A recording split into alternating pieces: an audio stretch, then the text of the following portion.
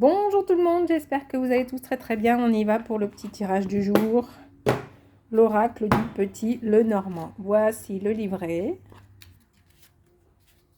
Je vais aller fermer la porte. Les petites cartes. Voilà, ça fera moins de bruit. La petite assistante. Donc c'est très simple. Il suffit de vous poser une question, de choisir l'une des trois cartes. Et j'espère que ça répondra à votre question.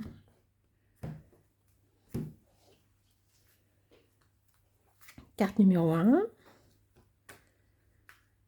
carte numéro 2 et carte numéro 3.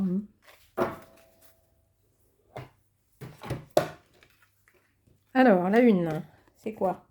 Étoile de neige, mon cœur amoureux. Et c'est la 16.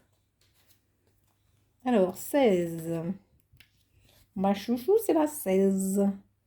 Comme dans bien des oracles ou encore comme dans le tarot de Marseille, cette carte est celle de l'espoir, de la satisfaction, de la foi, de l'intuition et de la clairvoyance. Lorsqu'elle apparaît dans un tirage, elle indique que le consultant est sur la bonne voie. Elle indique que la période est propice aux nouveaux projets, aux opportunités et aux ouvertures. C'est aussi la lame des nouvelles connaissances, qu'elles soient intellectuelles ou relationnelles. Pour un célibataire, dans une question relative à l'affectif, elle conseille de ne jamais perdre espoir.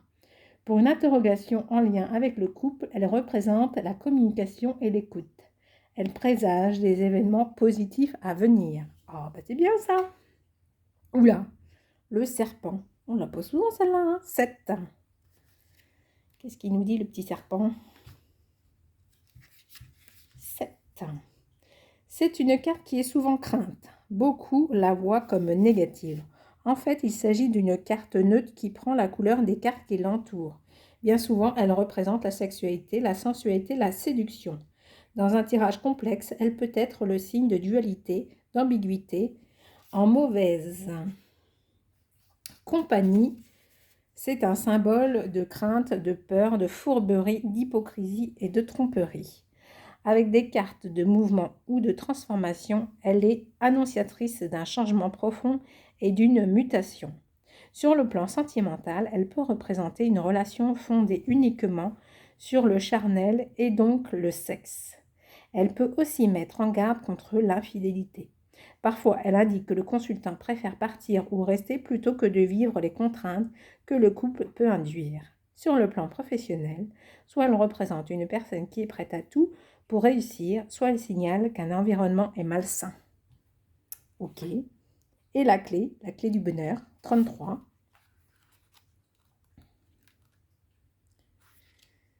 Alors, 33. La clé. C'est une carte intéressante car lorsqu'elle apparaît dans un tirage, elle signale que le consultant va pouvoir ouvrir ou fermer une porte. Selon les cartes qui composent le jeu, elle représentera le début ou la fin d'un cycle.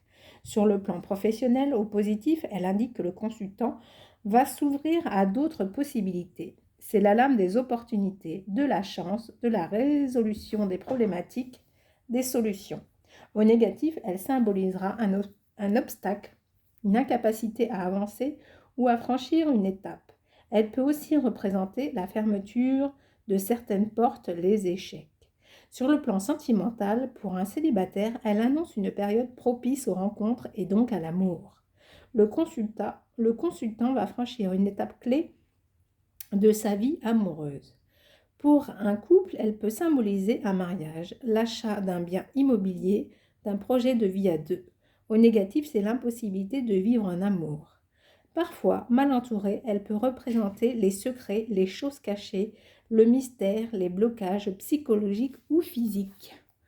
Bon ben voilà, c'était le petit tirage du jour. Donc si vous avez vu la vidéo jusqu'à la fin, mettez-moi une petite clé. Salut, salut!